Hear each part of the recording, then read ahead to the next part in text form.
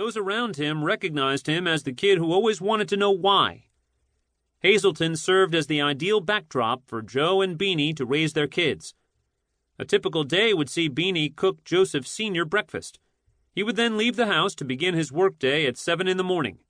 Furnaces that weren't heating and pipes that had burst never adhered to regular working hours, so he'd continue to work until the phone quit ringing, the smell of his Philly's cheroot cigar lingering behind him. Beanie had dinner on the table when he returned home. Dad wasn't a hugger or a kisser. He just smiled, Joe said. He'd shake your hand and give you a big smile. He never missed work and refused to get sick. Always in a good mood. A unique man who just had this way about him. A lot of people would have been miserable from time to time doing what he did. Dad never was like that. I think that's one of the reasons why everybody liked him. He'd always be in a good mood, and he was fun to be around. Dad had a modicum of consistency, was patient and kind. I know I've got some of my father in me. I've just never been as stable as he was. Childhood memories for Joe included watching the fights on Gillette Cavalcade of Sports with his father. Joseph Sr. would fry pepperoni and complement the dish with Cheez-Its. Joe would drink a Coke and his father a beer while they enjoyed the action. Mostly, Joe remembered his father's good nature and how giving he was of his time. Even if he arrived home tired after another long day of work, he'd spend time with his kids. In the winter, they'd shoot baskets at a make-do goal inside the house. Once the weather warmed up, Joseph Sr. would be showing off his hook shot at their outdoor rim, or he'd be out in the yard throwing batting practice or playing catch. Beanie resided at the opposite end of the spectrum from her husband. She doled out the discipline and could be more volatile. Beanie wielding a wooden spoon to Joe's hind parts wasn't unusual. Like Joseph Sr., Beanie had an admirable work ethic, working at the third base luncheonette around the block from the family plumbing business. The slogan for the family restaurant that specialized in cold-cut hoagies, next best place to home. Everybody in Hazleton seemed to be a relative and had something to do with Joe's upbringing, creating a halcyon, storybook climate. Cousins were like brothers and sisters. Aunts and uncles were like parents.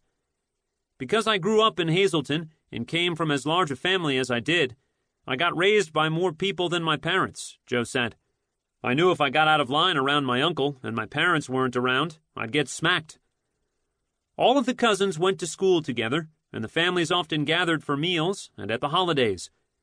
Beanie cooked many of those meals, and the family feasted on her marvelous blend of Polish and Italian cooking. Joe especially liked an Italian cookie his mother always made around Christmas that had coconut inside. It's a Wonderful Life remains Joe's favorite Christmas movie. The fictitious town of Bedford Falls reminds him of Hazleton. Because Joe had so many cousins and friends, and a playground on the other side of the block, along with a playground inside the plumbing shop, he never lacked for someone to play sports or improvise games with, like when they'd create a basketball rim out of a coat hanger, mount it to a door, and use rolled-up socks as the ball. Or they might venture to the Little League diamond up the street just past the cemeteries. Going deep and hitting the water tower lived as the goal. Local legend says Joe's drives found the target on many occasions. Nobody had a lot of money. The Maddons certainly weren't rich, but the simplicity of life in Hazleton made for a truly wonderful life. Growing up in that environment, having an Italian father and a Polish mother, and going to school with nuns through the 8th grade, I definitely learned respect, Maddon said. I think Hazleton built a toughness in me, too. When I messed up, I knew I had to pay for it if I didn't own it. Even though I wanted to take off in the other direction at times, I didn't.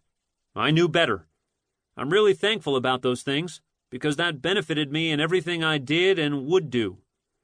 Really, I can't imagine a better place anywhere to grow up than Hazleton. People paid attention to you, so you always felt like they cared about you. Major leaguers hailing from the Hazleton area included Norm Larker and Tom Matchick. Of course, Maddon and the others knew their names and what they'd done. Larker had played for the Los Angeles Dodgers when they defeated the Chicago White Sox in the 1959 World Series.